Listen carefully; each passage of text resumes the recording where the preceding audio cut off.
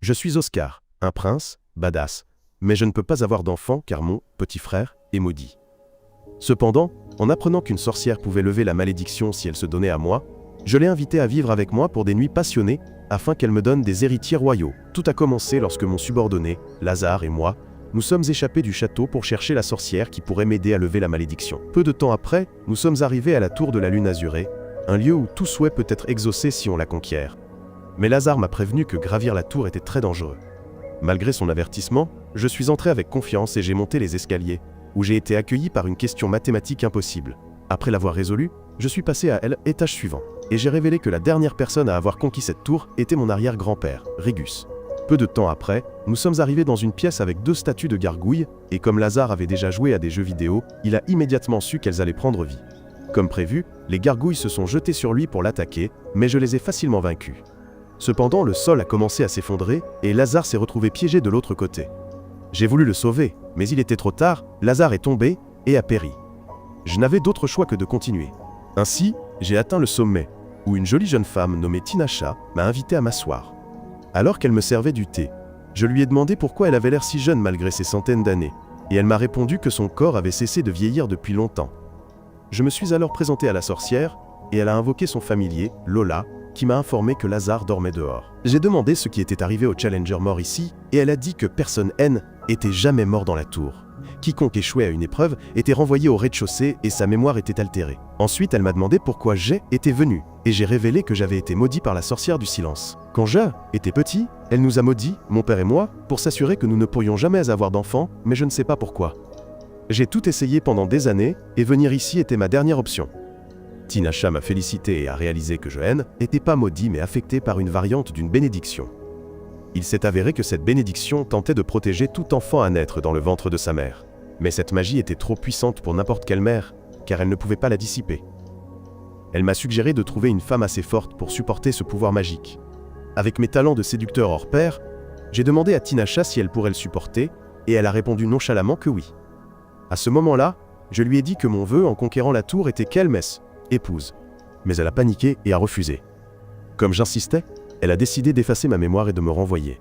Cependant, elle a remarqué que je portais l'épée royale Aetia, qui possède une très haute résistance à la magie. Nous avons décidé de négocier. Et j'ai dit que si elle ne voulait pas m'épouser, elle devrait au moins vivre avec moi à Pharsas pendant 1 an, après quoi elle pourrait retourner à sa tour. Après qu'elle a accepté, nous sommes sortis, et je l'ai présenté à Lazare comme l'apprenti de la sorcière, qui vivrait avec nous et aiderait à lever la malédiction. En chemin, j'ai de nouveau exprimé mon désir que Tinasha me donne un enfant, mais elle a de nouveau refusé. Quelques jours plus tard, nous étions tous les deux dans le château, où Tinasha m'a jeté un sort pour annuler toutes les attaques physiques et magiques. Elle a également révélé que ce sort ne pouvait pas être brisé tant qu'elle était en vie. Donc, en gros, je suis devenu un boss, tank, immunisé contre les autres, mais toujours vulnérable aux poisons et aux attaques psychologiques. Alors, elle m'a dit être prudent. Je lui ai demandé à nouveau si elle voulait me épouser, et je n'ai reçu qu'un soupir de déception. Plus tard, en aidant Lazare à ranger des livres, elle a demandé si j'avais quelqu'un dans ma lignée qui pourrait devenir mon successeur. J'ai raconté que tous les enfants du palais royal avaient mystérieusement disparu il y a 15 ans. Par conséquent, je suis actuellement le plus jeune membre de la lignée royale. Ensuite, elle a remarqué 2 mages, Cab et Sylvia, utilisant la magie pour allumer les lustres. Mais quand l'un d'eux est soudainement tombé, Tinasha a utilisé un sort pour ralentir sa chute. Cab a remarqué qu'elle n'avait même pas eu besoin d'incanter, et a révélé qu'elle était l'apprenti que le prince Oscar avait ramené de la tour de la sorcière. Après cela, elle a vu le général Ars et Meredina s'entraîner dehors, et a appris qu'Ars était l'un des meilleurs guerriers du royaume. Cependant, J était encore plus fort que lui, ce qui expliquait pourquoi j'avais pu conquérir la tour.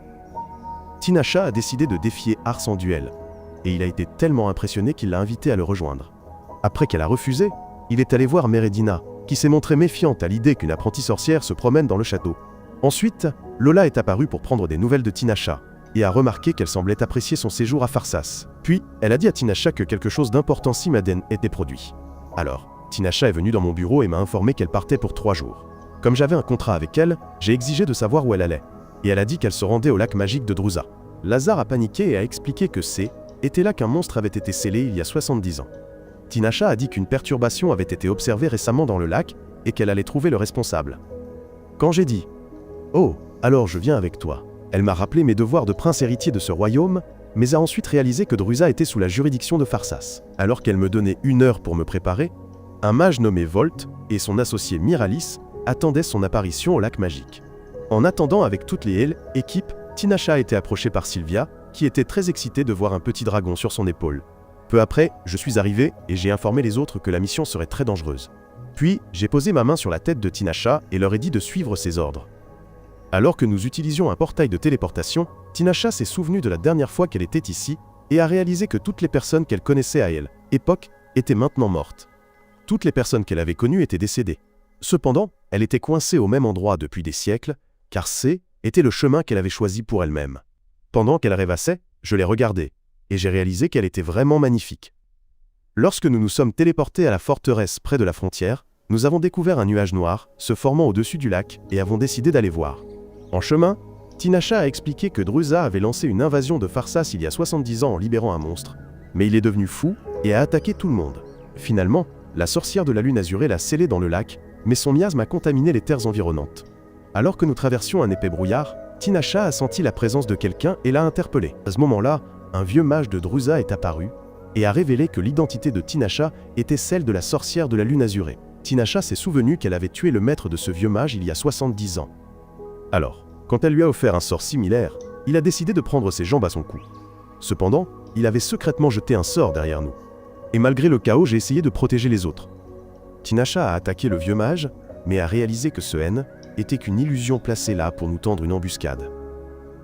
Puis, elle a vu Sylvia lutter pour guérir les blessures de Lazare, alors elle les a aidés avec sa magie de guérison extraordinaire.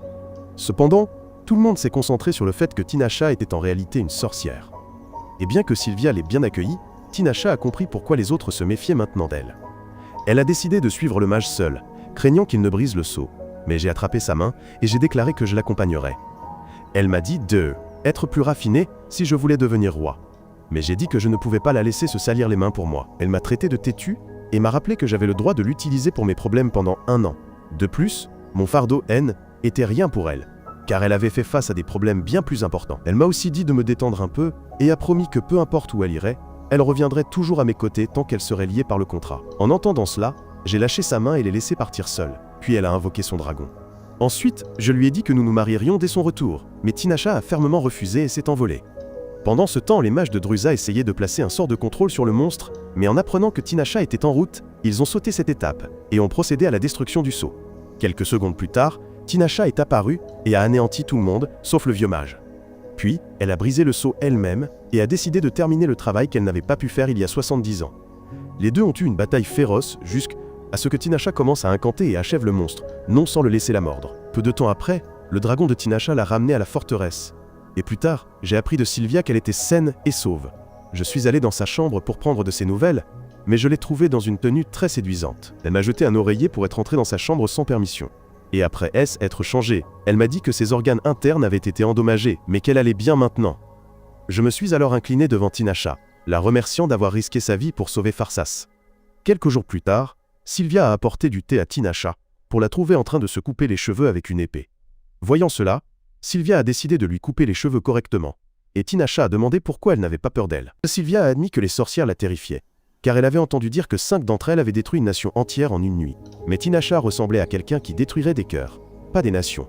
Puis, elle a demandé à Tinasha s'il y avait quelque chose dont elle avait peur. Et Tinasha a admis que bien qu'il y ait eu des choses qu'elle ne pouvait pas gérer dans le passé, elle avait vécu assez longtemps pour tout gérer.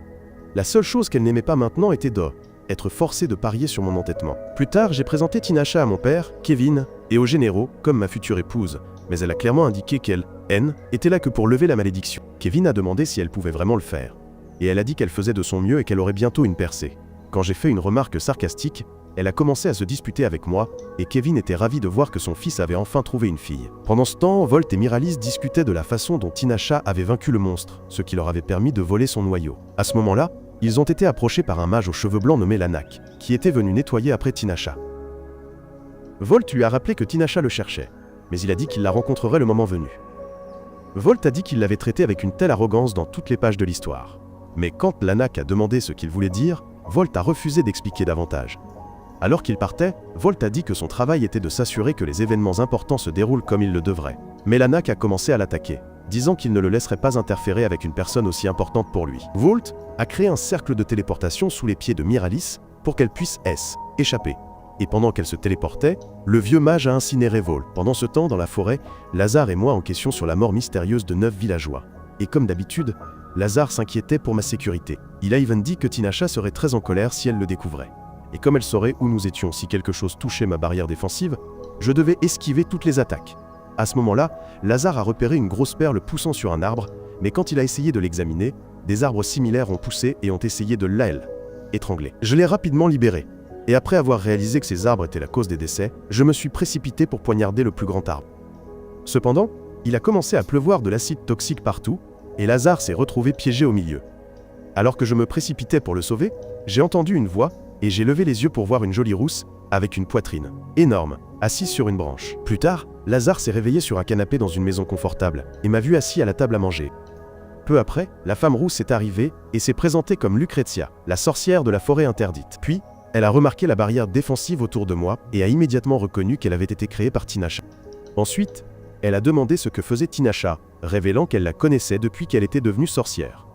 J'ai admis qu'elle avait quitté sa tour pour devenir ma protectrice, et Lucrezia a été surprise d'apprendre que j'avais conquis sa tour. Ensuite, elle m'a demandé quel contrat j'avais passé avec Tinasha, et Lazare a rapidement révélé que je l'avais demandé en mariage. Cependant, elle m'avait rejeté et avait décidé de devenir ma protectrice à la place. Lucrezia a dit qu'il serait très difficile de coucher avec Tinasha car elle était une spirit et n'avait pas besoin d'hommes. J'ai demandé une explication. Alors elle a révélé que les spirits sont très spéciales en ce qu'elles doivent préserver leur pureté. S'ils deviennent intimes avec quelqu'un d'autre, leurs esprits deviennent impurs, et il leur est beaucoup plus difficile de pratiquer la magie spirituelle. Mais Tinasha est si forte que faire l'amour, quelquefois, ne l'affecterait pas beaucoup. Elle a même proposé de me préparer une potion qui ferait que toutes les filles canons de ma région désireraient ma saucisse. Mais j'ai décliné l'offre. Quand elle s'est levée, j'ai senti que quelque chose n'allait pas, et j'ai attrapé mon épée. Mais elle a dit de manière énigmatique qu'elle n'était pas une guerrière, et que je devrais, épargner. Comme elle avait sauvé la vie de Lazare avec un antidote, il m'a supplié de partir, et j'ai accepté. Plus tard, alors que je travaillais dans mon bureau, Tinasha a demandé à Lazare si nous avions eu des problèmes. Et il a menti en disant que toutes ces étaient bien passées. Pendant qu'il parlait, je me suis soudainement levé et me préparais à partir quand elle m'a demandé si j'allais bien. J'ai dit sévèrement que j'allais bien avant de sortir, la laissant perplexe. Plus tard, je me suis réveillé dans ma chambre et je suis sorti dans le couloir, où j'ai vu Tinasha. Remarquant que quelque chose n'allait pas chez moi, elle est allée voir Lazare pour lui demander si je dormais assez. Quand Lazare a dit oui, elle a demandé si J était amoureux de quelqu'un, ce qui l'a amené à se demander si elle était jalouse. Ensuite, elle a dit à Cab, Sylvia et un autre mage nommé Gohan que J était peut-être amoureux parce que ma force vitale avait fluctué. Elle a également mentionné qu'elle avait senti le parfum d'une femme sur moi, mais elle a soudainement compris la vérité et a serré le poing de colère, faisant trembler toute la pièce. Elle a immédiatement fait irruption dans mon bureau pour me demander si j'avais rencontré Lucrezia et après ma confirmation, elle m'a réprimandé pour y être allée seule, sachant que J était vulnérable aux attaques psychologiques. Elle m'a dit que Lucrezia m'avait jeté un sort qui me faisait faire des rêves érotiques pour qu'elle puisse voler ma force vitale, et que si elle ne l'avait pas remarqué, je serais mort en une semaine. La malédiction affectait déjà ma force vitale. Alors, Tinasha a décidé de lever la malédiction cette nuit pendant mon sommeil. Cette nuit-là, alors que je m'endormais, je me suis vu marcher dans un château sombre. Finalement, je suis arrivé dans une pièce lumineuse et j'ai vu Tinasha assise sur le lit. Après m'avoir serré dans ses bras, elle m'a soudainement poussé vers le bas et a commencé à étrangler, pour ensuite révéler que je ne contrôlais pas mon propre corps. J'ai fini par étrangler à mort et je me suis soudainement réveillé de ce cauchemar. La vraie Tinasha a révélé que la malédiction était maintenant levée, mais J était en colère d'avoir dû lui ôter la vie dans un rêve. Tinasha m'a rappelé que je pourrais aussi avoir à le faire dans la vraie vie un jour. Mais avant que je puisse dire quoi que ce soit, elle s'est envolée. Plus tard, elle est allée voir Lucrezia et l'a réprimandée pour avoir fait cela, mais Lucrezia a dit qu'elle l'avait fait seulement parce qu'elle voulait la voir. Il s'est avéré qu'elle avait prélevé un échantillon de mon sang et de mon sperme, plutôt, et qu'elle voulait les donner à Tinasha pour qu'elle puisse tester ses théories sur la façon de briser la malédiction. Elle a aussi dit qu'elle n'avait pas créé une copie de Tinasha dans mon rêve, mais que Tinasha était apparue là, à cause de mon propre désir. Elle a également conseillé à Tinasha de considérer mes sentiments, car je tenais vraiment à elle. Le lendemain, elle est venue dans ma chambre et a eu du mal à s'excuser, alors je l'ai tirée vers moi jusqu'à ce qu'elle soit assise sur mes genoux. Puis, je l'ai serrée dans mes bras et elle m'a serré en retour, s'excusant pour ce qu'elle m'avait fait subir la nuit dernière. Plus tard, alors que je m'entraînais avec les cadets, Ars a décidé de se joindre à nous et a été facilement vaincu. J'ai ensuite demandé à Tinasha si elle voulait se battre contre moi, mais elle a immédiatement refusé car il n'y avait rien à y gagner.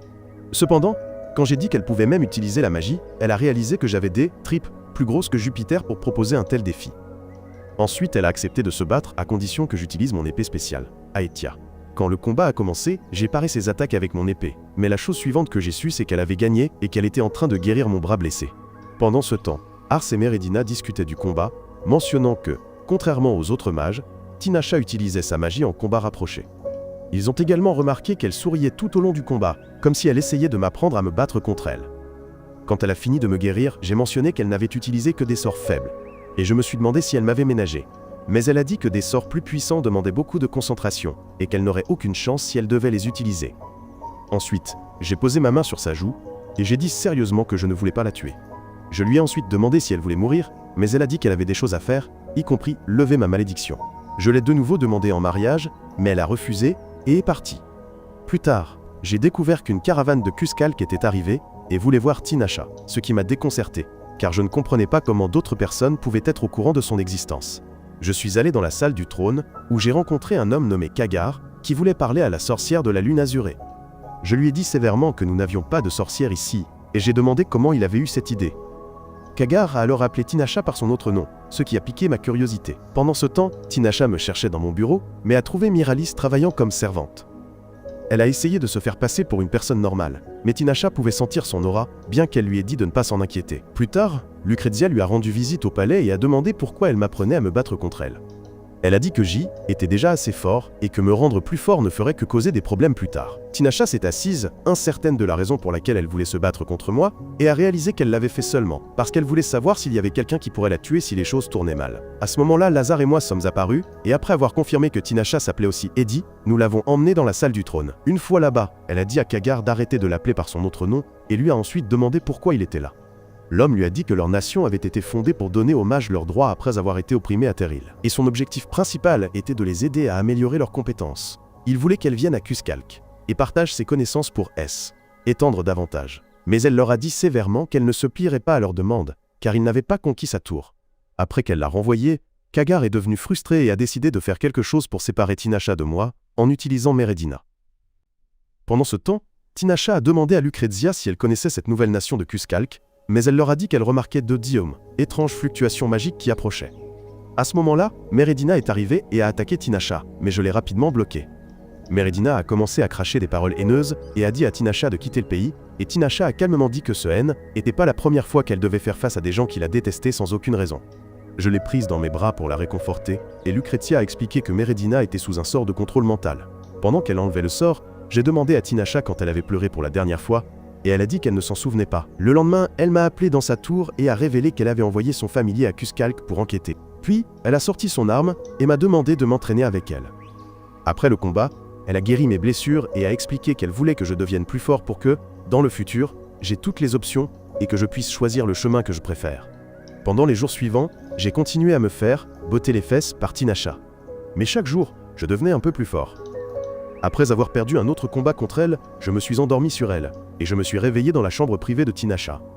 Quand je suis sorti, j'ai réalisé que Ja était au sommet de la tour où je l'avais rencontré pour la première fois.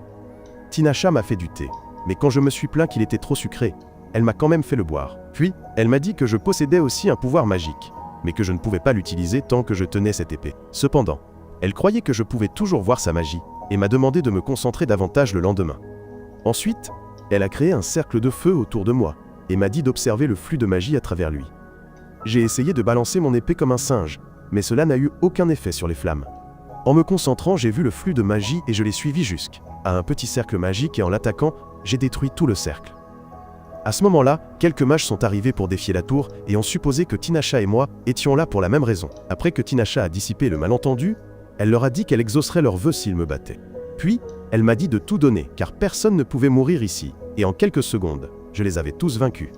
Tinasha a alors déclaré que mon entraînement était terminé, mais quand j'ai demandé si J était maintenant plus fort qu'elle, elle a refusé de répondre. À ce moment-là, son familier est revenu de Cuscalque. Et elle a ensuite révélé qu'environ 200 mages et sorciers étaient rassemblés dans cette nation. La moyenne pour chaque nation est d'environ 30, ce qui m'a fait croire qu'ils pourraient déclencher une guerre.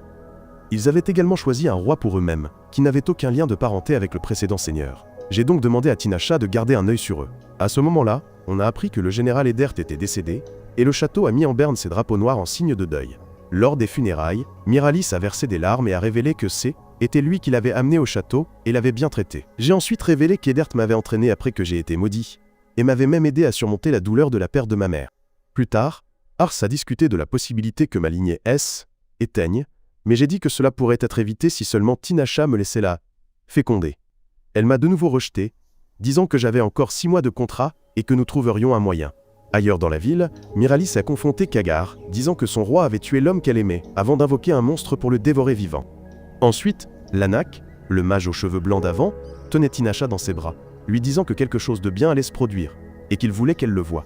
Elle a demandé si C était important, et il a dit que C était aussi important qu'elle. Plus tard, Tinasha s'est réveillée dans sa chambre avec moi debout à côté d'elle, et m'a dit qu'elle avait fait un mauvais rêve. J'ai dit que C était parce qu'elle était endormie assise, et je lui ai conseillé de bien se reposer avant de quitter la chambre. Plus tard, alors que je travaillais dans mon bureau, Lazare m'a informé que le roi voulait me voir. Je me suis immédiatement rendu dans la salle du trône, où j'ai vu les conseillers du roi demander l'avis de Tinasha. Le roi a dit qu'il discutait de fiancée potentielle pour moi, et qu'il savait maintenant que quiconque me donnerait un enfant devait avoir une haute résistance à la magie. Kevin avait amené Tinasha ici pour qu'elle puisse évaluer la fille mentionnée et voir si elle répondait aux exigences. J'ai exigé de savoir qui était cette femme mystérieuse, et Tinasha a révélé qu'il considérait Miralis comme une option, bien que ce soit presque impossible pour elle. Tinasha a également révélé qu'elle venait d'une puissante lignée de mages, qui transmettaient leurs capacités à leurs enfants après leur mort, mais que sa magie avait été scellée. J était mécontent qu'il fasse cela dans mon dos. But Kevin m'a réprimandé, me disant de laisser les autres m'aider. Plusieurs jours plus tard, j'ai demandé à Miralis qui était responsable d'avoir scellé sa magie, et elle a dit que C était sa mère et maître Kumu. Plus tard, j'ai demandé à Lazare où se trouvait Tinasha, disant que je ne l'avais pas vue depuis 2 semaines. Il s'est avéré que Tinasha passait du temps entre filles avec Lucrezia, et elle lui a dit que le roi m'avait trouvé une fiancée. Tinasha a dit qu'elle était soulagée que j'ai plus d'options, car le fait qu'elle soit ma seule option serait triste. Ce soir-là, Lola l'a informé qu'un challenger était apparu dans la tour, ce qui l'a surprise car elle en avait fermé l'entrée. Le challenger s'est avéré être moi, celui qui a franchi la porte en premier, et Lola a révélé que je venais établir un nouveau record pour le temps d'achèvement le plus rapide. Après cela, j'ai posé ma main sur le visage de Tinasha, et j'ai exigé de savoir ce qu'elle cachait. Et elle a dit qu'elle avait travaillé très dur pour lever ma malédiction. Elle a ensuite expliqué que bien que j'ai été maudit par la haine, le sort lui-même était magnifiquement conçu. Ce qui lui a fait réaliser que l'amour et la haine sont les 2 faces d'une même pièce. J'ai alors remarqué à son silence qu'elle avait peur de quelque chose. Alors je lui ai demandé de me préparer le dîner pour qu'elle puisse se changer les idées. Quelques jours plus tard, Ars a rencontré Tinasha et lui a dit que bien que Miralis ait affirmé que le général Edert l'avait amené ici, ils n'ont rien trouvé dans ses affaires pour le prouver. Même une vérification des antécédents de Miralis n'a rien révélé sur elle. Tinasha a révélé que lorsqu'elle est arrivée ici pour la première fois, elle a évalué chaque femme du palais, mais aucune haine était assez forte pour supporter ma malédiction. Cependant, depuis lors, Miralis est devenue la femme la plus forte de tout le royaume, à l'exception des sorcières. Nous avons tous deux conclu qu'elle cachait définitivement quelque chose, mais son véritable objectif reste incertain. Juste à ce moment-là, nous l'avons vu passer. Et Ars a demandé à Tinasha de faire semblant de l'embrasser. Ainsi, Miralis a mal compris.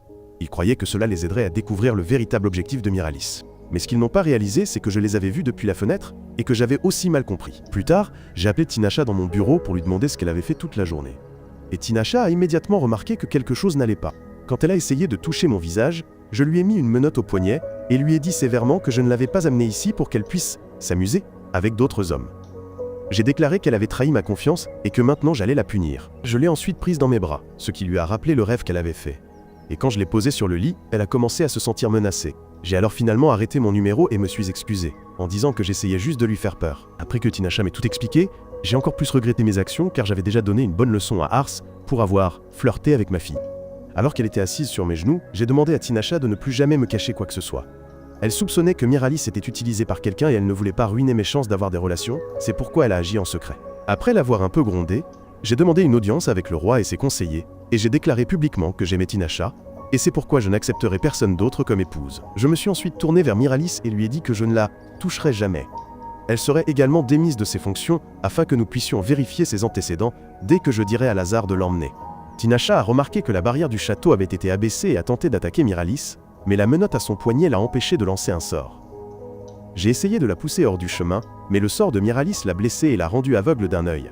Une fois la menotte retirée, Tinasha m'a dit de éloigner car son sang avait affaibli ma barrière défensive.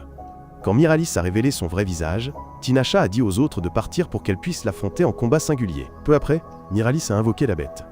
Mais comme Tinasha ne pouvait pas se battre correctement avec un seul œil, j'ai décidé de l'aider. Pendant que je m'occupais de la bête, Tinasha m'a dit de capturer Miralis vivante pour que nous puissions l'interroger sur ses motivations.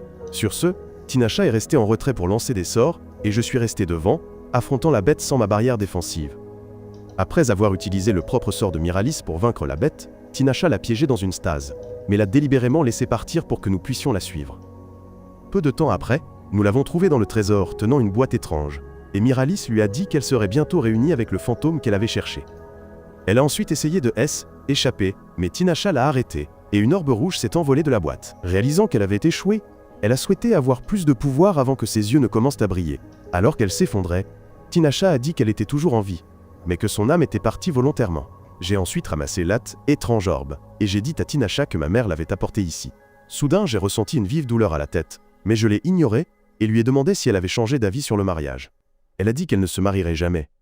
Mais je l'ai fait asseoir sur mes genoux pour qu'elle puisse sentir mon érection et reconsidérer sa décision. À ce moment, Tinasha a juré de me faire l'oublier car elle ne voulait pas que je sois blessé par les ténèbres qui la suivaient. Je lui ai alors dit de ficher le camp car elle devait dormir.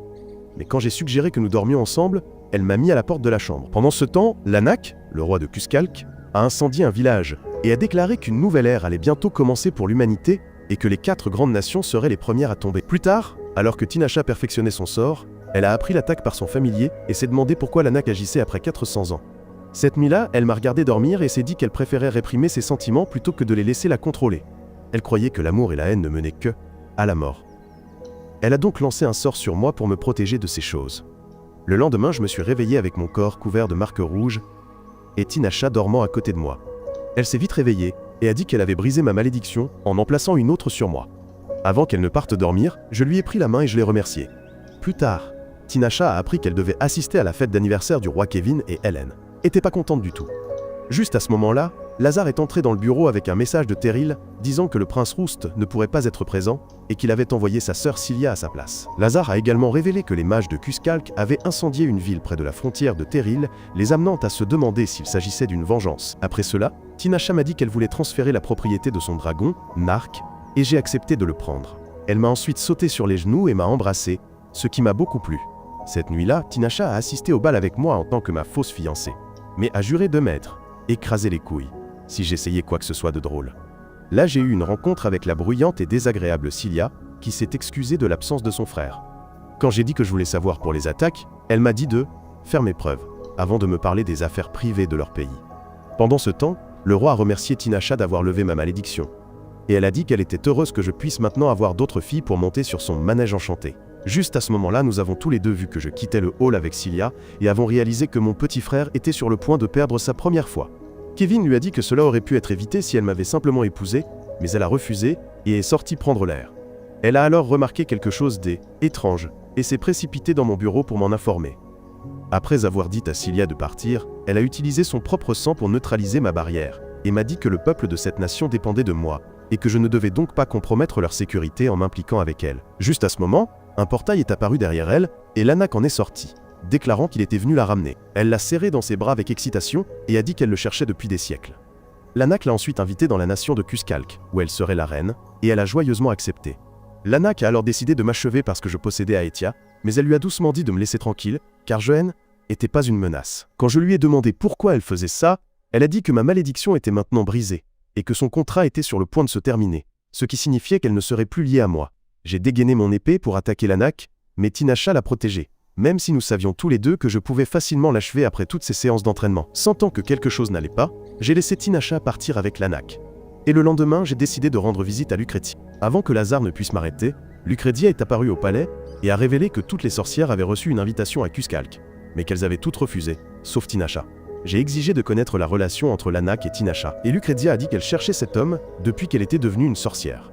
J'ai fait remarquer que l'Anak semblait avoir perdu la tête, mais Lucretia croyait que J était simplement jaloux qu'elle ait choisi un autre homme que moi. J'ai dit que je ne laisserais pas cette fille partir si facilement, et j'ai décidé d'achever l'Anak pour pouvoir récupérer Tinasha.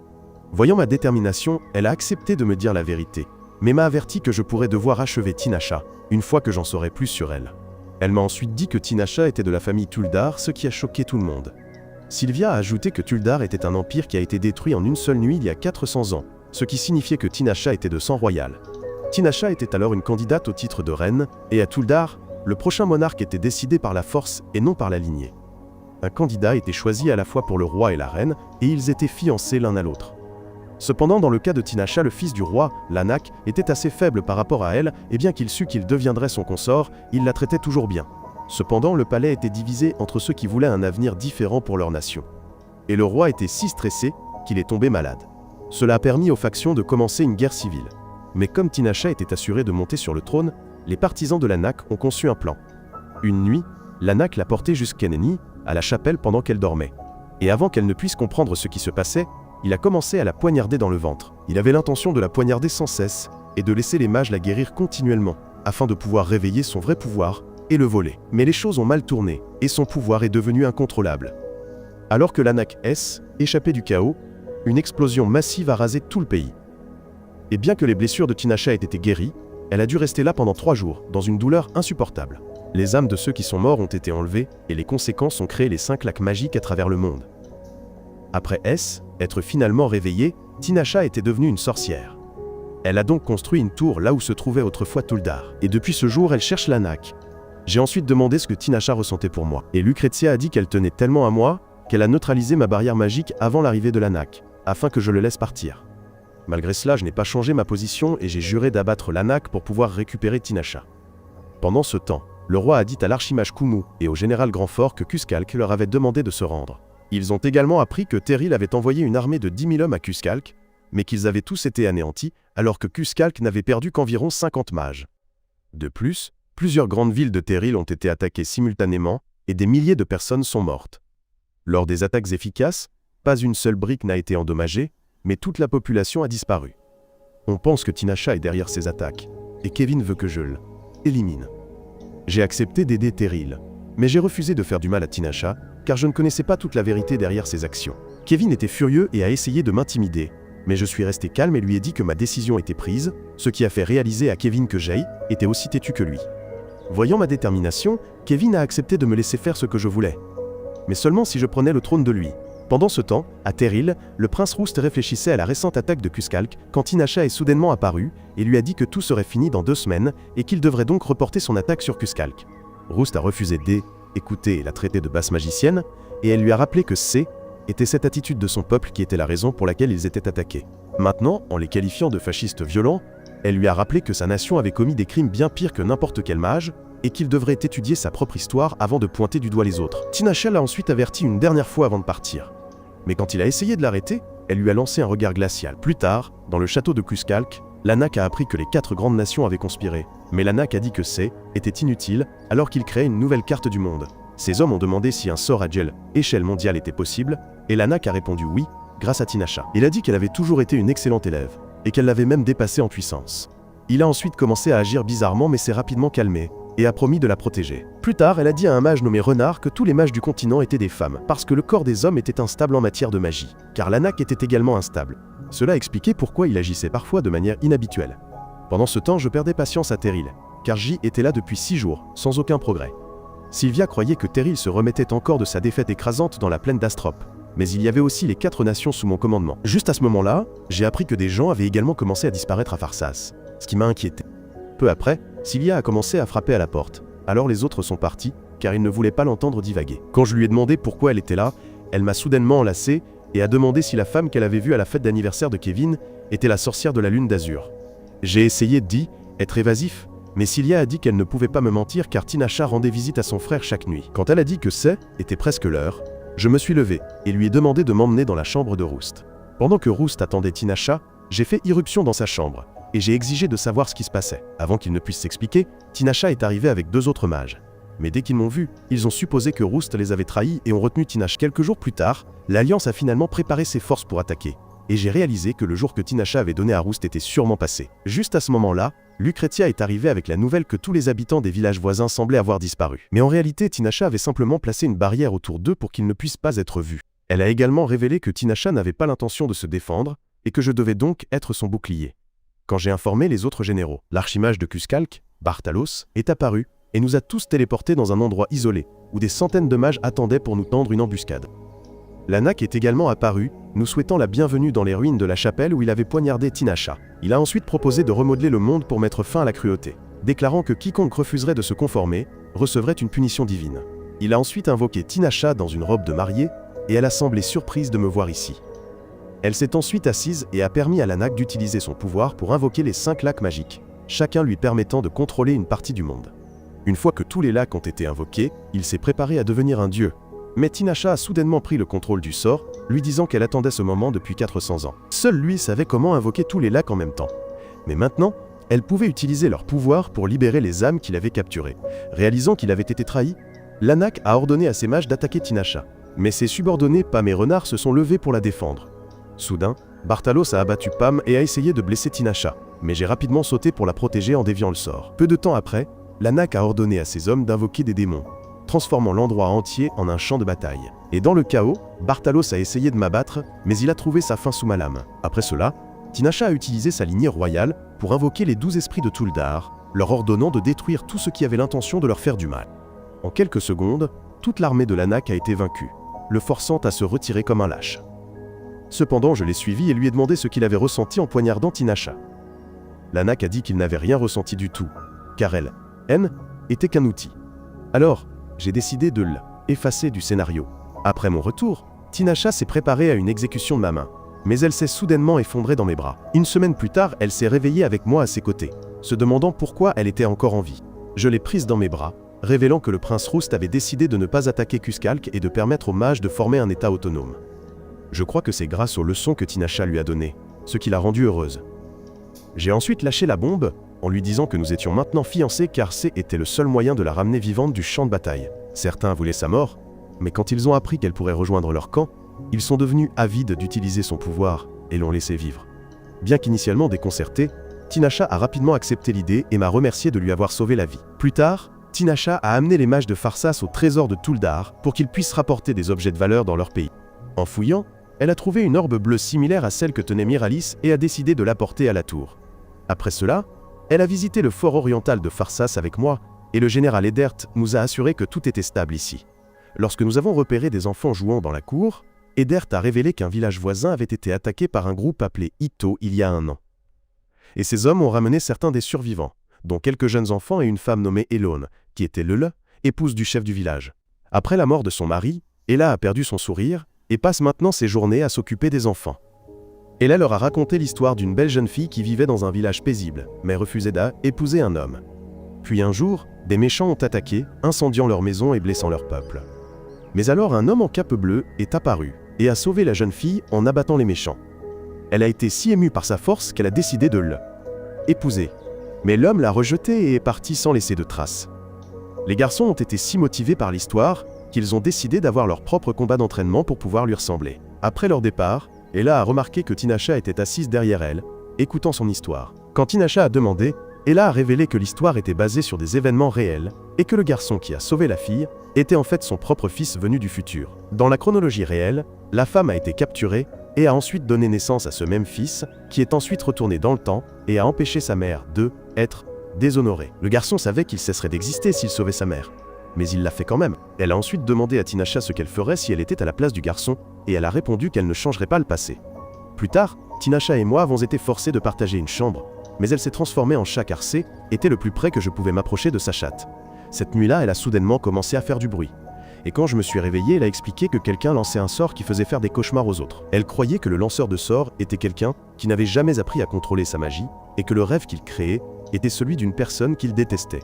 Le lendemain, j'ai visité la frontière, et j'ai vu que notre nation voisine, Yarda, était récemment devenue un désert. J'ai dit à Edert de garder un œil sur la région, mais dès que je me suis retourné pour partir, j'ai été pris en embuscade par Ito. Juste à ce moment-là, un homme s'est avancé et s'est présenté comme Javi, le chef d'Ito. Il a ensuite révélé qu'il était là pour capturer Ella, car il n'avait pas réussi à le faire l'année précédente. Il m'a donc défié à un combat où le vainqueur aurait Ella. Lorsque nous avons atteint le plateau voisin, Javi a révélé que était une terre sainte qui avait été visitée par un dieu. Tinasha sentait que quelque chose n'allait pas avec cet endroit, mais je lui ai dit de ne pas s'inquiéter, car je m'en occuperai facilement. Juste à ce moment-là, Ella est apparue et a été immédiatement horrifiée de voir l'homme qui avait pris la vie de son mari. Peu de temps après, le combat a commencé. Et en quelques secondes, je lui ai retiré sa capacité à flirter en lui coupant le bras. Une fois le combat terminé, Javi est resté là à saigner, jusqu'à ce qu'Ella se précipite soudainement pour l'aider. J'ai demandé à Tinasha de rattacher son bras, mais elle a refusé, et a simplement arrêté le saignement. Juste à ce moment-là, une tornade a entouré Ella et Javi, et Tinasha a rapidement téléporté tout le monde. Une créature ressemblant à un esprit est apparue de la tornade, mais je l'ai vaincue en lui lançant mon épée. Cependant, une fissure s'est ouverte sous nos pieds, et Tinasha y est tombée, me forçant à la suivre. Nous sommes tous les deux tombés dans un plan d'eau en dessous, et elle a finalement repris sa forme humaine pour que nous puissions explorer la grotte en dessous. Après avoir marché un moment, nous avons atteint la terre sainte d'Ito, et toute leur histoire était gravée sur les murs. En explorant, Tinasha a vu la peinture murale d'un dieu, et a réalisé qu'il ressemblait exactement à la chose qui nous avait attaqués. Selon la peinture murale, le dieu a senti la magie chez les mages et s'est réveillé. Et Ito a commencé à le vénérer, car les mages étaient considérés comme des démons à cette époque. Nous avons également réalisé que ce soi-disant dieu N était autre qu'Iruria, le seul vrai dieu de Terril. Avant d'entrer dans la pièce suivante, Tinasha m'a demandé si je voulais être téléporté dehors, mais j'ai refusé. Elle m'a rappelé que je n'avais plus Aetia avec moi, alors j'ai décidé d'utiliser une épée que j'ai trouvée par terre. En avançant, nous avons été attaqués par une brume noire. Et pendant que Tinasha se protégeait, je suis entré, et j'ai vu Ella de l'autre côté. Quand elle m'a attaqué, j'ai réalisé qu'Ella était possédée par Iruria. Quand Tinasha m'a rejoint, elle a dit que je N n'était pas affecté par Iruria parce que, contrairement à elle, ma magie était scellée. J'ai ensuite demandé si nous pouvions abattre Iruria sans blesser Ella, seulement pour apprendre que C était pratiquement impossible. La seule façon pour nous de l'arrêter était d'utiliser Aetia, mais cela tuerait certainement Ella. Juste à ce moment-là, Javi est apparu et a dit qu'il ne nous laisserait pas faire de mal à Ella. Alors Tinasha lui a calmement tout expliqué. Elle a dit que tout mage qui approcherait Iruria perdrait la tête et blesserait ceux qui l'entourent, et qu'elle ne pouvait pas laisser cela se produire.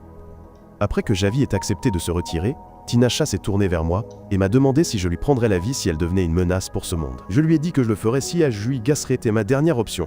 Alors elle a doucement posé sa main sur mon visage avec un sourire avant de m'embrasser sur le front. Elle a ensuite utilisé sa magie pour distraire Iruria pendant que je partais. Pendant ce temps, Tinasha a dit à Iruria que Simet c'était sa faute si elle avait corrompu l'esprit de certains mages. Donc, en leur nom, elle allait la battre aujourd'hui. Peu de temps après, elle a réussi à absorber le dieu dans son corps et m'a dit de la poignarder dans le ventre car C était le seul moyen de l'achever. J'ai fait ce qu'elle demandait et elle s'est ensuite réveillée dans son lit en bonne santé. Elle a alors décidé de dormir sous sa forme humaine, et quand j'ai demandé pourquoi, elle a dit qu'elle me faisait confiance pour garder mon pantalon. Cependant, je lui ai dit que je la protégerais avant de l'embrasser, ce qui l'a fait rougir. Bien qu'initialement mal à l'aise, elle l'a accepté, et j'ai fait un pas de plus pour entrer dans l'antre du tigre. Plus tard, Lucrezia a grondé Tinasha pour avoir été assez imprudente pour se faire poignarder par Aetia, mais elle a dit que ce N était pas un gros problème, et que ce qui importait, c'est que tout allait bien à la fin. Remarquant à quel point elle me faisait confiance, elle a demandé à Tinasha ce qu'elle ferait maintenant que le contrat était sur le point de se terminer, mais Tinasha a évité la question. Pendant ce temps, 2 des généraux de Pharsas ont discuté du fait qu'il ne restait qu'un mois avant la fin de l'année, et qu'ils attendaient avec impatience que je me trouve une reine. Ils espéraient que Tinasha accepterait ma proposition, car elle serait la plus belle reine de l'histoire de Pharsas. Juste à ce moment-là, une version animée du professeur Rutonium, Norman, est passée, et a dit qu'il était contre l'idée qu'une sorcière devienne leur reine. Les généraux ont fait valoir que Tinasha était de la famille royale de Tuldar, mais il a rétorqué que cette nation était morte depuis des siècles. Juste à ce moment-là, Tinasha elle-même est apparue avec Pam, et il lui a dit en face qu'elle, N, n'était pas la bienvenue ici. Quand il lui a dit de faire ses bagages et de partir, Tinasha a doucement demandé s'il voulait qu'elle efface mes souvenirs. Il lui a dit de faire ce qu'elle avait à faire avant de partir, et tandis que Pam était furieuse, Tinasha lui a demandé de se calmer, car il était légitime d'avoir peur d'une sorcière. Plus tard dans la soirée, alors qu'elle regardait le coucher de soleil, Pam a dit à Tinasha qu'elle était trop altruiste. Mais Tinasha a répondu que ce N était pas vrai, et qu'elle se souvenait simplement de qui elle était. Pam a demandé si elle allait vraiment effacer mes souvenirs, et Tinasha a répondu qu'elle ferait ce qui était nécessaire pour elle. Peu importe que je l'oublie ou non, car elle se souviendra toujours de moi dans son cœur, et ce qui est important, c'est que je vive une vie heureuse. Elle a également dit que Jin était encore plus fort qu'elle, et que je pouvais accomplir ma mission seule. Ainsi, sa vie n'avait aucun but. Cependant, Pam a qualifié cela de non-sens et lui a crié dessus, lui disant de vivre parmi les humains et de mourir comme l'un d'entre eux. Lorsque Tinasha l'a prise dans ses bras, elle lui a dit qu'elle voulait qu'elle trouve son propre bonheur. Mais Tinasha a répondu qu'elle était déjà heureuse.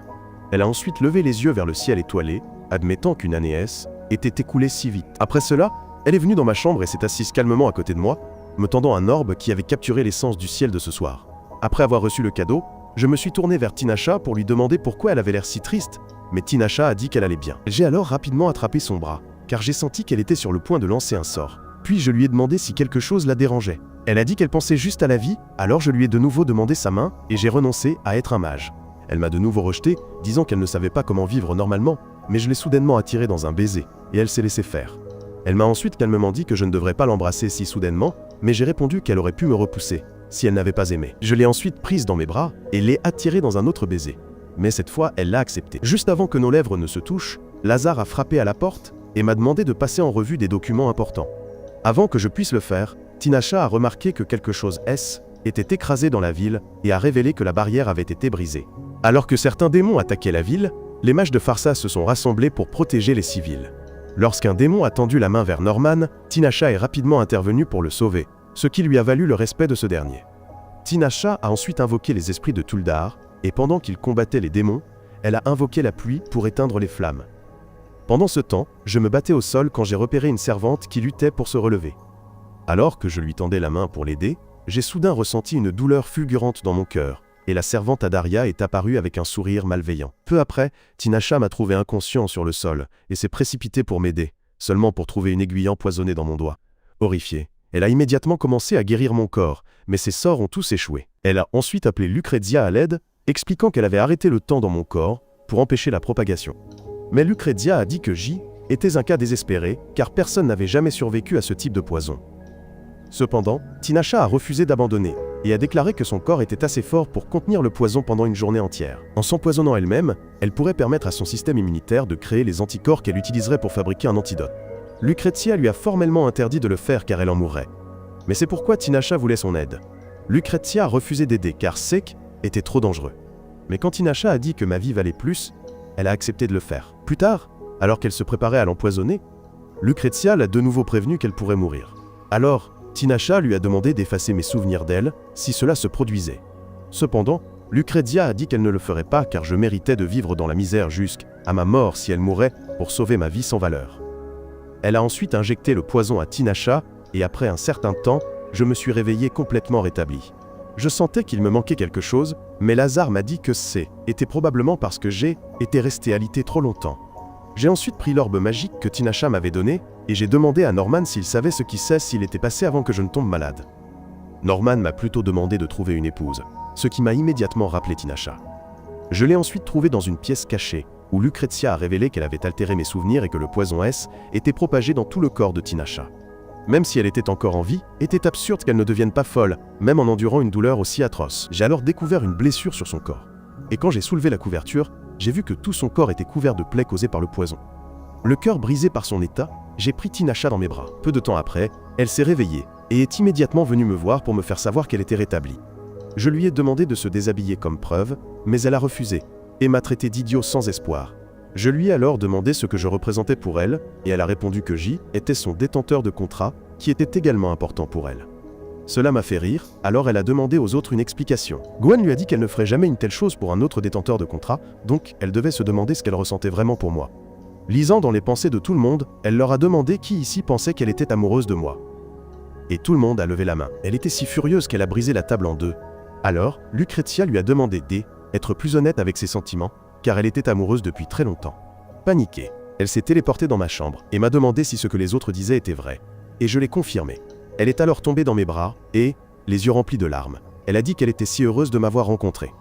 Finalement, elle a accepté ses sentiments et m'a embrassé, me rapprochant du paradis. Après avoir fait l'amour toute la nuit, Tinasha a réalisé qu'il lui était maintenant plus difficile d'utiliser la magie et qu'elle devrait la reconfigurer. J'ai alors dit qu'une fois mariée, elle bénéficierait des privilèges de la royauté. Mais elle a répondu qu'Hélène n'était pas encore sûre de vouloir se marier. Elle a ensuite appris qu'elle devrait m'accompagner au festival du Nouvel An au Temple de l'Est. Soudain, Lola est apparue et a révélé que 5 garçons de la cité château de Pharsas S étaient présentés à la tour. Avant qu'ils ne puissent entrer, Tinasha s'y est téléportée et leur a demandé pourquoi ils étaient là. Il s'est avéré qu'un des garçons nommé Sox a dit qu'il neigeait dans le nord au lieu de pleuvoir. Ils ont donc décidé de demander à la sorcière si l'Ox était vrai. Tinasha les a grondés. Être allés si loin sans un adulte, car ils auraient pu être enlevés par des bandits. Ils pensaient que J était devenu fort en partant seul. Mais Tinasha a corrigé en disant que j'avais subi un entraînement intensif avant d'être assez fort pour errer. Sur ce, elle a téléporté les garçons à la ville avant de lancer un sort de surveillance géant qui l'aiderait à garder un œil sur tout. Après cela, je lui ai demandé pourquoi elle ne voulait pas se marier. Elle m'a alors rappelé que j'avais une immense quantité de magie dans mon corps, qui avait été scellée à ma naissance par un sort puissant. Elle possédait également une immense quantité de magie en elle. Donc, si elle avait un fils avec moi, il serait sans aucun doute un mage très puissant. Cependant, si elle donnait naissance à une fille, elle pourrait devenir une sorcière dès sa naissance. Dans le cas d'un fils, il ne pourrait pas lancer de sort malgré sa magie tant qu'il tiendrait à Etia, tout comme moi. Je me suis alors demandé si mes parents étaient au courant de ma magie. Et Tinasha croyait que était ma mère qui avait demandé à quelqu'un de sceller ma magie. J'ai demandé si Sen était une bonne chose de naître avec de la magie, mais Tinasha a dit que Sen était le contraire, surtout pour la royauté. Cependant, j'ai dit que nous étions tous les deux de la royauté avec de la magie et que nous allions bien. Tinasha s'est alors jetée dans mes bras et je lui ai dit de ne pas haïr ses pouvoirs car elle avait sauvé tant de gens en les utilisant. Elle a tristement admis qu'elle avait aussi pris de nombreuses vies, mais j'ai dit que j'en avais fait de même. Et que était le chemin que nous avions choisi. J'ai ajouté que nous pouvions enseigner à nos enfants la valeur de la vie et la responsabilité du pouvoir petit à petit, et qu'elles devraient au moins essayer une fois. Après cela, nous sommes tous les deux allés au temple de l'Est pour célébrer le Nouvel An. Et pendant que je portais un toast à tout le monde, j'ai remarqué Tinasha debout seule tout au fond. Sur le chemin du retour, nous avons tous les deux détecté une menace dans la région, et Tinasha a soudainement invoqué la foudre pour s'en occuper. Après que le méchant se soit échappé, Tinasha a remarqué Semi Katre et ses amis cachés dans les bois. Elle les a grondés pour avoir encore causé des ennuis, mais les a ensuite invités à rentrer avec nous.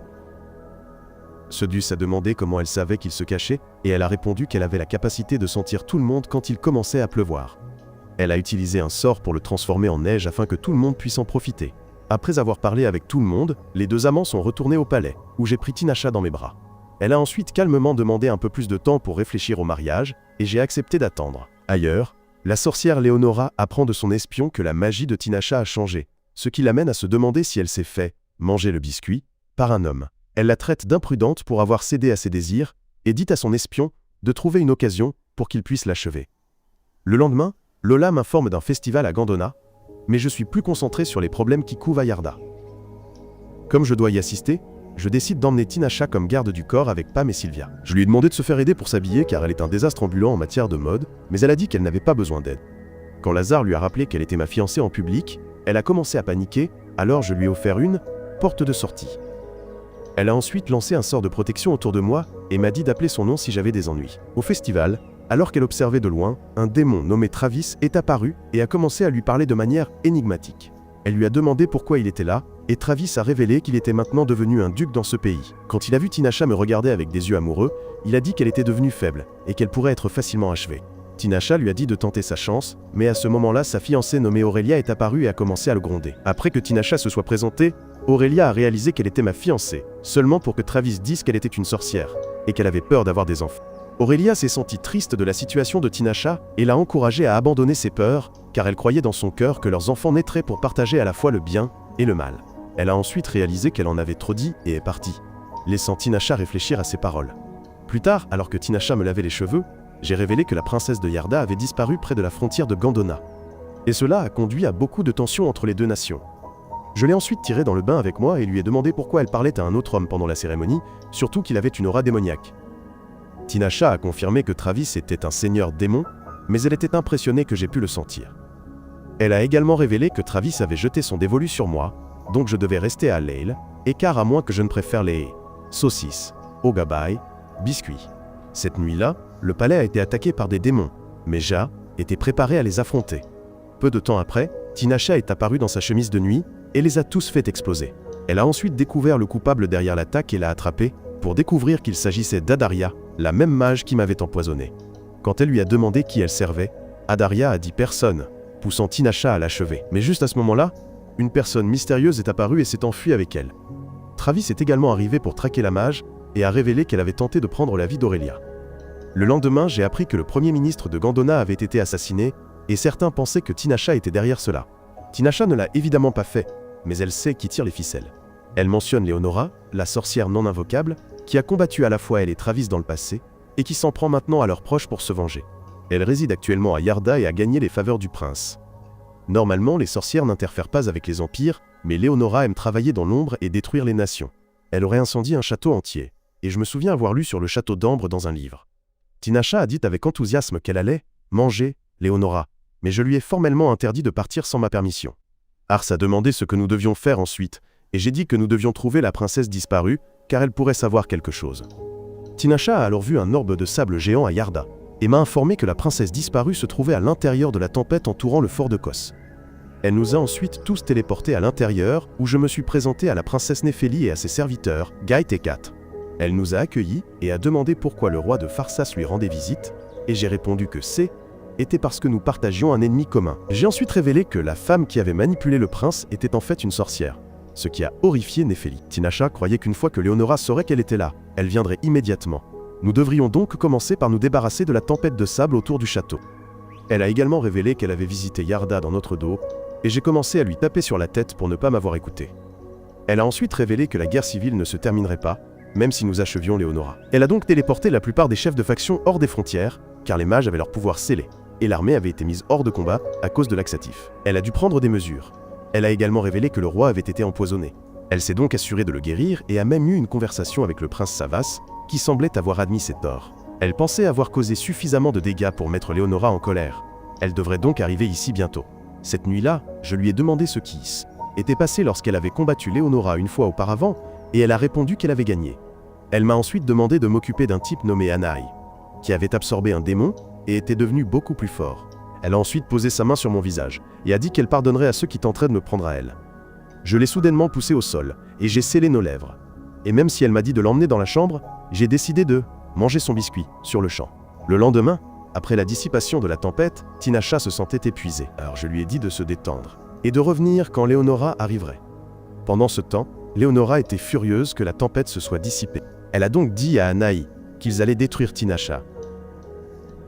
Alors que Tinasha prenait un bain avec Pam, une princesse Néphélie inquiète les a rejointes et a immédiatement remarqué les suçons sur son cou. Quand Tinasha l'a réalisé, elle a utilisé la magie pour les cacher, ce qui a fait comprendre à Néphélie qu'elle était aussi une sorcière. Elle a demandé à Tinasha si elle comptait me manipuler comme Léonora l'avait fait avec son frère.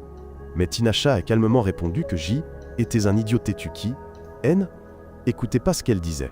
Elle a ensuite demandé à Néphélie si elle était amoureuse de moi, et son silence a tout dit. Tinasha a réalisé que Néphélie serait devenue la reine de Pharsas si les sorcières n'avaient pas interféré. Tout a commencé parce que la sorcière silencieuse avait maudit les joyaux de ma famille, j'ai donc dû chercher Tinasha pour un remède. Lucrezia s'en est également mêlée, et maintenant c'est Léonora qui veut se venger. Elle croit que les sorcières sont dangereuses et qu'elles ruinent la vie des humains, c'est pourquoi elle a trouvé si étrange qu'un homme la traite comme un être humain et refuse de la laisser partir. Grâce à moi, Tinasha a pu se sentir fière d'elle-même et se tenir debout face à ses pairs. Peu de temps après, des démons ont commencé à apparaître autour du fort, et Tinasha m'a rejoint sur les lignes de front. Elle a ensuite attaché un ruban autour de mon bras et m'a dit de tirer dessus en cas de danger, et ma douleur lui serait transférée. Après un moment de silence, je lui ai demandé si elle voulait même épouser après la fin de la guerre, et elle a finalement dit oui. Moi et les autres étions tous choqués qu'elle ait enfin accepté, et elle nous a dit que nous ne devions pas perdre. Nous avons ensuite chevauché nos dragons jusqu'au champ de bataille, et dès que Tinasha a repéré Léonora, elle s'est précipitée pour la combattre. Elle lui a ensuite dit que son homme s'occuperait d'Anaï, mais Léonora l'a traité de « salope » pour être amusée avec un autre homme. En réponse, Tinasha a dit que cela l'avait aidé à réorganiser ses sorts, et qu'elle allait vivre comme elle le voulait. Elle a ensuite créé un arc magique et a tiré sur le cœur de Léonora, seulement pour réaliser qu'elle aurait besoin de plus de jus pour la battre. Pendant ce temps, j'ai fait descendre Anaï au sol et j'ai coupé son bras de plus de masturbation. Mais il a bloqué l'ouel, épée avec son autre main, et a fait repousser un bras à partir de la coupure. Avant qu'il ne puisse se battre à nouveau, Léonora a décidé de montrer à Tinasha ce qu'une vraie sorcière pouvait faire si elle était encore pure. Elle a déchiré le sol et en a sorti un cristal géant. Et Tinasha a vu le château d'ambre à l'intérieur, ce qui l'a choqué. Quand Tinasha a découvert que des humains étaient également piégés à l'intérieur du château, elle a réalisé que le prochain objectif de Léonora était de sceller le fort de Kos. Elle s'est précipitée pour la battre et elles ont mené leur combat à l'intérieur du château. Elle a même réussi à acculer Léonora. Mais juste avant de pouvoir l'achever, le ruban sur son bras est tombé et elle a réalisé que je ne voudrais pas qu'elle perde le contrôle. Elle a décidé de mettre de côté sa haine pour Léonora et a accepté de la vaincre dans un combat loyal. D'un autre côté, j'ai continué mon combat avec Anaï. Mais quand il a enlevé le ruban, Tinasha est apparue, suivie de Léonora. Ils ont décidé de se battre par paire, et Tinasha m'a révélé que Léonora pouvait facilement guérir n'importe quelle blessure. Nous devions donc en finir rapidement. Après un bref échange, Tinasha l'a distraite assez longtemps pour que je la poignarde avec Aetia, ce qui l'a immobilisée et l'a empêchée de guérir. Tinasha a profité de cette occasion pour abattre Anaï, et en échangeant leurs places, ils les ont vaincus tous les deux. Après cela, le château d'ambre et les démons ont tous disparu, et nous sommes rentrés sur nos dragons. Après la fin de la bataille, Travis est apparu et a promis de ne jamais nuire à Pharsas tant que la lignée de Tinasha coulera en eux. Quand nous sommes rentrés chez nous, tout le monde est sorti pour voir Tinasha devenir ma femme. En chemin, elle a rencontré ce Phèdre qui a promis de devenir fort en grandissant pour pouvoir la protéger. Et dans la foule, elle a repéré Lévenia, la sorcière silencieuse, qui lui a dit par télépathie qu'elle ne voulait aucun mal et qu'elle était seulement venue la voir. Après cela, nous nous sommes mariés à la chapelle. Et après avoir ri ensemble du nombre de fois où elle m'avait rejeté, elle a finalement admis qu'elle m'aimait. Quelques jours plus tard, j'ai aidé Tinasha à organiser ses étagères dans la tour quand j'ai découvert une boîte tachée de sang. Je l'ai ouverte et j'ai trouvé un pendentif ensanglanté à l'intérieur, avec le nom Eddie gravé dessus, ce qui m'a rappelé la douleur que Tinasha avait endurée. J'ai aussi découvert un orbe bleu à proximité, mais je ne me souvenais pas où je l'avais vue auparavant. Juste à ce moment-là, l'orbe a commencé à briller, et avant que Tinasha ne puisse y arriver, j'ai disparu sous ses yeux. Je suis ensuite réapparu dans la même zone, bien qu'il n'y ait pas de tour ici. Réalisant que j'avais voyagé dans le temps, je me suis faufilé dans la chambre de Tinasha, et elle m'a immédiatement attaqué car elle ne me connaissait pas dans le passé. Cependant, je l'ai calmement maîtrisée et lui ai dit que je ne voulais aucun mal. Après qu'elle se soit calmée, je lui ai dit que je étais son futur mari et que je était venu ici pour l'aider. Après lui avoir expliqué que je venais de 400 ans dans le futur et que je voulais y retourner, elle a dit qu'elle ne pouvait pas faire grand-chose pour me renvoyer. Cependant, quand elle a vu le désespoir sur mon visage, elle a dit que je pouvais rester ici jusqu'à ce qu'elle trouve un moyen. Je lui ai alors tapoté la tête. Mais elle m'a dit de ne pas trop espérer car elle n'était pas sûre que ce soit possible. Quand j'ai remarqué qu'elle avait sommeil, j'ai décidé de dormir dans une chambre libre, mais elle m'a demandé de rester ici, car elle ne prenait pas beaucoup de place de toute façon. Je l'ai ensuite bordée, et le lendemain je me suis réveillé avec un petit déjeuner bien préparé. Tinasha a dit qu'elle pouvait être assassinée à tout moment en tant que candidate au trône, alors elle avait appris à prendre soin d'elle-même. Quand j'ai goûté son thé, je me suis souvenu de la première fois que je l'avais rencontrée et j'ai réalisé qu'elle l'avait perfectionné depuis son plus jeune âge. Quand je lui ai demandé sa date de naissance, elle a répondu que était dans 6 mois. Et j'ai souhaité pouvoir rester dans ce monde et l'empêcher de devenir une sorcière.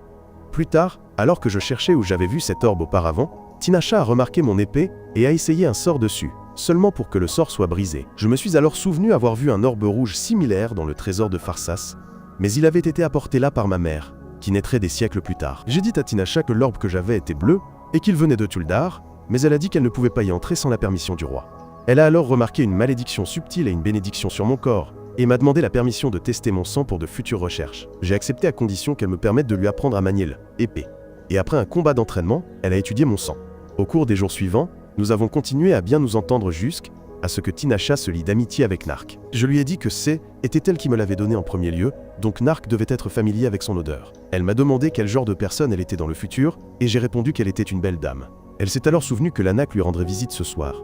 Elle l'a donc rencontré plus tard, et il lui a donné un pendentif avant de repartir. Après son départ, j'ai dit à Tinasha de ne pas faire confiance à l'Anak, mais elle a dit qu'il était la seule famille qu'elle avait. Elle a commencé à pleurer, disant qu'elle serait complètement seule sans lui, mais je l'ai prise dans mes bras, et je l'ai laissée affronter ses émotions. Elle s'est effondrée, admettant que ses parents lui manquaient et qu'elle se sentait seule, alors elle endurait cela dans l'espoir que les choses iraient mieux en grandissant.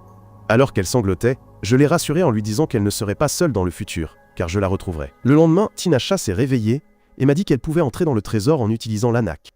Elle est ensuite retournée dans sa chambre et m'a dit avec enthousiasme qu'il y avait bien un orbe bleu dans le trésor. Elle ne pouvait pas l'emporter avec elle, alors elle s'est assurée de saboter les sorts d'alarme pour que je puisse entrer moi-même. Cette nuit-là, avant que je ne parte, elle m'a demandé si elle épouserait dans le futur, et je lui ai répondu que cela arriverait 400 ans plus tard. Je lui ai aussi conseillé de rester loin de l'Anak, et après mon départ, elle a recommencé à se sentir seule. Elle s'est précipitée à la porte pour me revoir, seulement pour trouver l'Anak devant sa chambre. Pendant ce temps, j'ai trouvé l'orbe bleue à l'intérieur du trésor, mais je me suis demandé si je devais vraiment empêcher Tinasha de devenir une sorcière, même si elle est devenue heureuse plus tard. Avant que je puisse prendre une décision, l'orbe a commencé à briller, et il semblait que j'allais disparaître à nouveau. Mais quand le moment est venu pour Tinasha de devenir une sorcière, je suis réapparu et je l'ai protégée de l'Anak. Bien que confuse, Tinasha a décidé de me faire confiance, et j'ai fini par ruiner tout le plan de l'Anak. Quand Tinasha a réalisé ses véritables intentions, elle a décidé d'affronter l'Anak. Mais l'homme s'est poignardé pour invoquer le pouvoir des ténèbres. Cependant, son corps n'était pas assez stable pour supporter ce pouvoir. Il a donc fini par mourir. Le pouvoir des ténèbres est resté et visait à détruire tout le pays. J'ai donc dit à Tinasha qu'elle était la seule à pouvoir l'arrêter. Avec mon soutien, elle a réussi à le contrôler et elle s'est ensuite réveillée dans mes bras. Je l'ai alors embrassée et lui ai expliqué la triste vérité. Elle ne pourrait plus jamais me revoir. J'ai expliqué qu'une fois que quelqu'un remonte le temps pour changer le passé, toute la ligne temporelle est chamboulée, et il y a une très forte probabilité qu'il n'existe pas dans le futur. Je savais que faire cela m'effacerait du monde, mais je voulais lui tenir la main pendant le moment le plus difficile de sa vie, et la sauver de 400 ans de misère. J'ai dit que je n'avais aucun regret, et je l'ai prise dans mes bras, lui disant d'être une bonne reine alors qu'elle s'effondrait dans mes bras. Je lui ai dit que même si je disparaissais, mon amour pour elle resterait toujours. Elle m'a supplié de ne pas la quitter, mais je lui ai doucement dit de fermer les yeux. Peu de temps après, j'ai disparu de sa vue, et elle a passé toute la nuit à sangloter. C'est la fin de mon histoire, assurez-vous de vous abonner à la chaîne et d'activer les notifications. Merci d'avoir regardé jusqu'à la fin de la vidéo et à la prochaine.